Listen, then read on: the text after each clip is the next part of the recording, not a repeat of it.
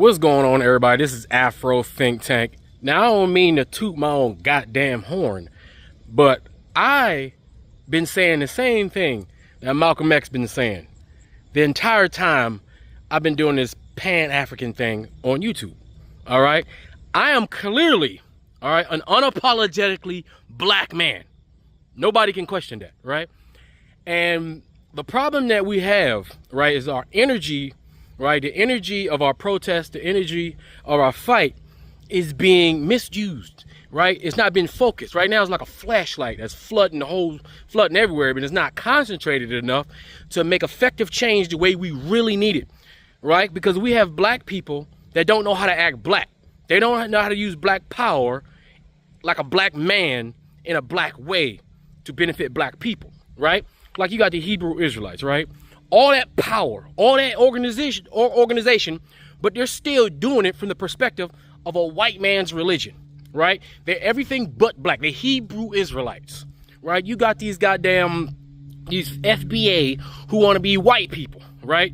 Who want to fight against black people, right? Who say they're for reparations, but don't talk about reparations. They only talk about how they're special, non-generic Africans, and they want to be special Africans, and all other Africans are under them, and how their feelings always hurt about other Africans, and blah, blah, bunch of bitches, right? They don't even act like men, right? So we got all these movements that are not manly, not black manly, and they're not focusing all that frustration on the enemy.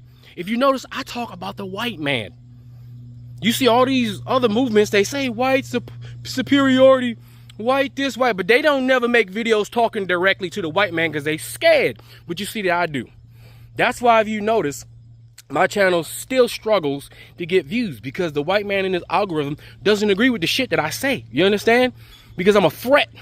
Because the way I talk, like an unapologetically black man. Look at all the YouTubers who are unapologetically black. Pure black, like a fucking black laser pointing directly at the enemy. Notice how suppressed our social media pages are, and look at all the coons and weak men who do nothing but discourage black people, talk shit about black people, like Charleston White, who's a court gesture for white supremacy, who promotes white supremacy in black hip-hop rapping paper, pretending like he's some sort of fucking new age goddamn community organizer bullshit. He's a joke, right? But you see how all the weaklings of our community, how they gather around him because he's entertaining and shocking, and how they just jump on him and they promote him and they make him rich and they push him, and the algorithm pushes him, and all the other weak men who see him as a leader put him on their platforms and they spread his bullshit all over the goddamn globe as if he's saying anything so profound that nobody else has ever said before. While he shits on the black community while getting paid from the black community as well. White people love him, but people like me who are real, I don't get none of that attention. Why? Because I'm truly dangerous. And my boy Neferkari Desalini, he's truly dangerous. That's why we get suppressed.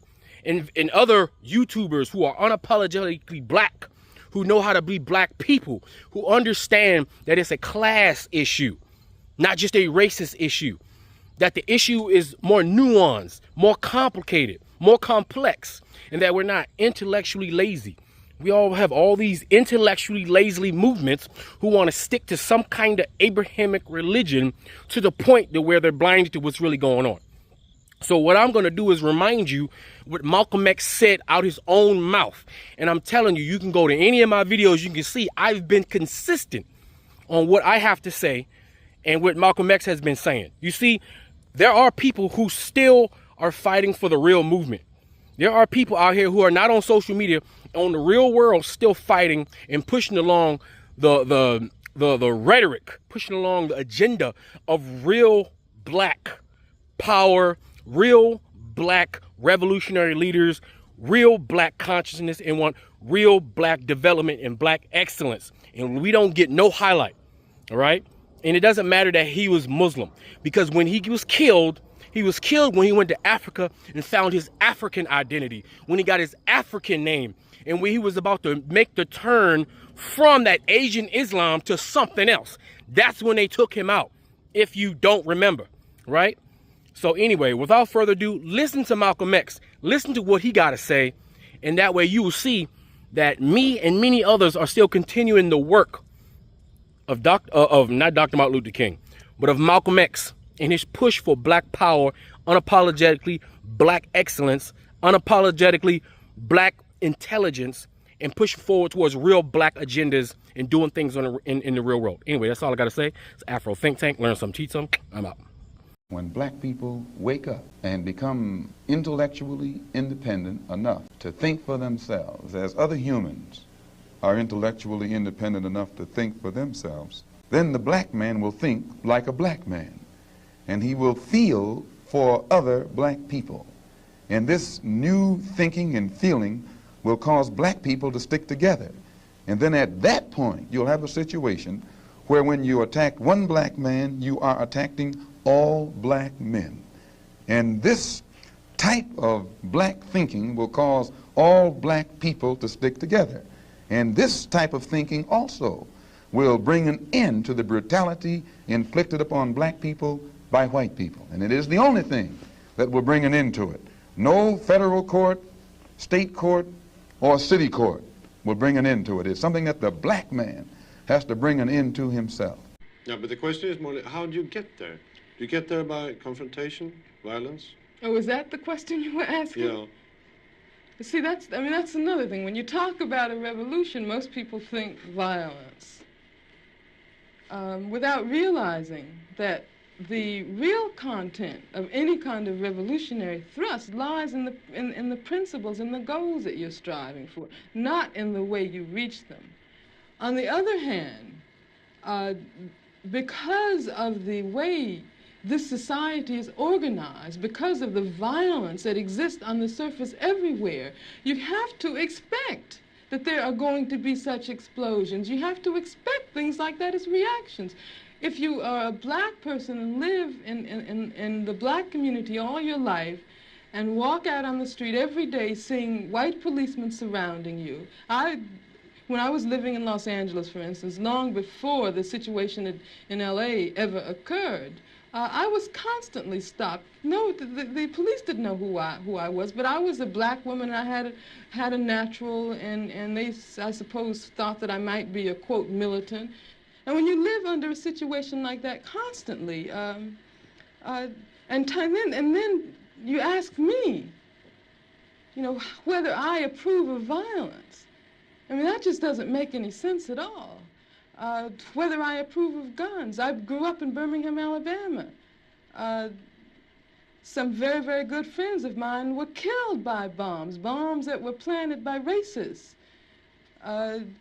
I remember from the time I was very small, I remember the sounds of bombs exploding across the street, our house shaking.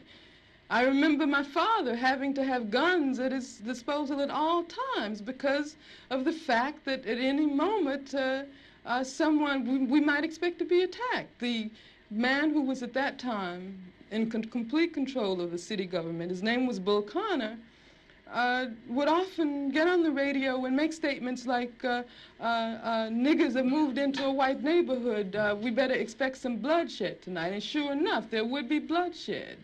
In my neighborhood, all of the men organized themselves into an armed patrol. They had to take their guns and patrol our community every night because they did not want that to happen again. I mean, that's why when someone asks me about violence, I just find it incredible. Because what it means is that the person who's asking that question has absolutely no idea what black people have gone through, what black people have experienced in this country since the time the first black person was kidnapped from the shores of Africa. Our problem has been, as black people, we've always been concerned about white America, never about us. And what we've always thought is that white America equal the same interest as us. That is not true. We must now be concerned with us. Let me give you some examples. We always want to prove what good Americans we are. The very first man to die for the War of Independence in this country was a black man named Crispus Attucks. Crispus Attucks. He was a fool.